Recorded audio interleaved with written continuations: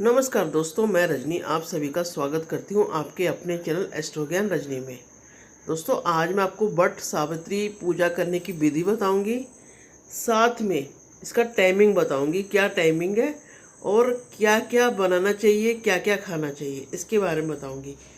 तो वट सावित्री पूजा करने की विधि यह है कि यह व्रत सिर्फ सुहागिन महिलाओं के लिए होता है, जिसमें सुहागिन महिलाएं सूर्य उगने से पहले जाकर स्नान करती हैं और श्रृंगार करने के साथ इस दिन पीला सिंदूर लगाने की मान्यता बनी हुई है। तो पीला सिंदूर लगाते हैं और मतलब स्नान करने के बाद व्रत का संकल्प लिया जाता है और इस व्रत को बरगद के पेड़ के नीचे सावित्री, सत्यावान और जमराज की पूजा की जाती है।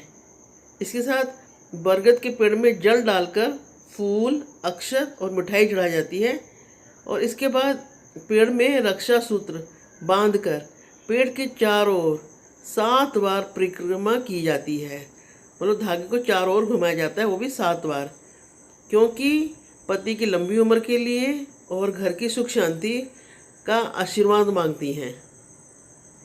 तो दोस्तों, वट सावित्री का व्रत रखने से अखंड सौभाग्य की प्राप्ति होती है। वट सावित्री व्रत 2023 और वट सावित्री का जो व्रत है वो ज्येष्ठ अमावस्या को मनाया जाएगा। इस साल 19 मई को वट सावित्री व्रत है। इस दिन ज्येष्ठ अमावस्या और शनि जयंती है और हिंदू पंचांग के अनुसार ज्येष्ठ माह के कृष्ण पक्ष की अमावस्या के दिन वट सावित्री का व्रत रखा जाता है।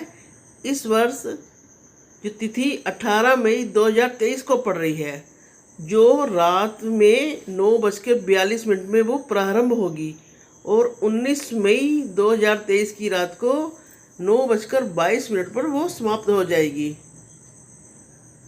और वट सावित्री के व्रत को करने के लिए प्रातःकाल स्नान कर वट वृक्ष के नीचे सावित्री, सत्यावान और जमराज की मूर्ति आप स्थापित करें।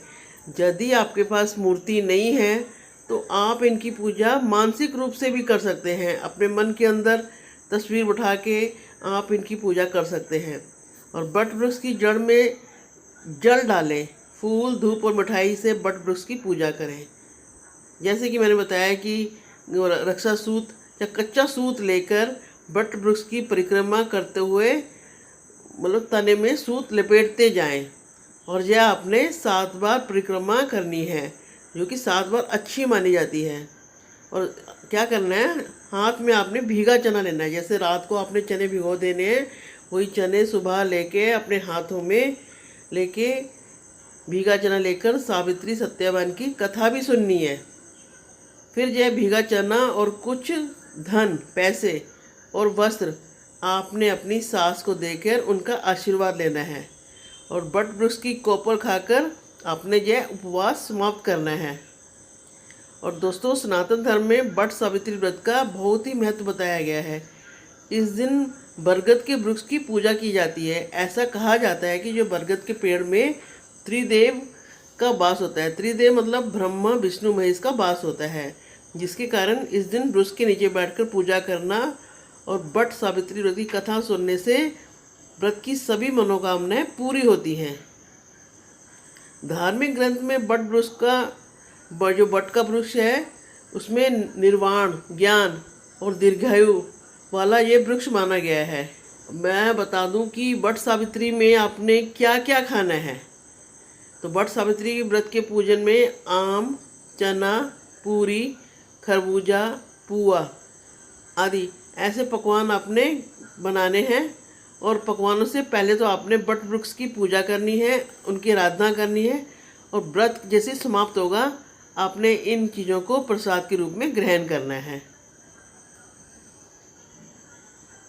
तो दोस्तों, ये मैंने बताया आपको व्रत की विधि और क्या क्या आपने बनाना है। तो दोस्तों, फिर मिलेंगे अगली नई वीडियो में। धन्यवाद।